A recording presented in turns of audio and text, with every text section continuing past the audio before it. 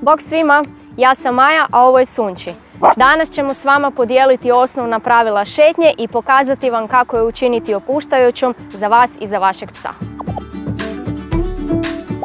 Pas je oduvijek čovjekov najbolji prijatelj. Zajedno provode vrijeme u druženju, igri i šetnji gradom i selom. Svaki čovjek zna koliko je šetnja bitna za njegovog psa, no ne znaju svi kako se treba ponašati tijekom šetnje. Psi bi barem jednom dnevno trebali ići u dulju šetnju u trajanju od minimalno sat vremena.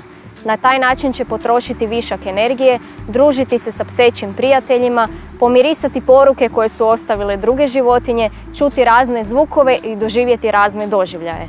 Nakon takve šetnje pas će biti sretan, umoran i moći će na miru odmarati. Kako bi šetnja bila sigurna za nas i za druge ljubimce, potrebno je pridržavati se nekih osnovnih pravila. Pse uvijek treba šetati na povodniku, osim na mjestima na kojima je dozvoljeno puštati pse s povodnika. Ukoliko za šetnju koristite fleksi povodnik koji psu daje puno više slobode, onda pripazite kako pas sa povodnikom ne bi se zapleo u druge prolaznike, druge pse ili odlutao na cestu. Kod susreta s drugim ljubimcima na povodniku poštujte želje njihovih vlasnika. Ukoliko vam vlasnik kaže da ne želi da se vaš pas druži s njihovim psom, udaljite se i potražite neko drugo društvo. To može biti iz raznih razloga. Možda je taj pas u treningu, ili je bolestan, ili jednostavno ne voli druge pse. Ukoliko se nalazite u parku za pse ili nekom drugom mjestu na kojem je dopušteno pustiti psa s povodnika, pripazite šta radi vaš pas. Nemojte ga pustiti da ide drugim ljudima ili psima koji to ne žele, da krade tuđe igračke ili da bude grub prema drugim psima.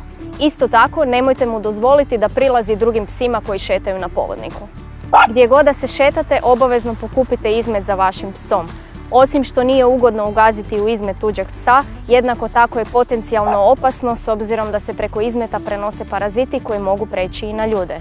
Budite odgovoran građanin i ponesite vrećice u svaku šetnju.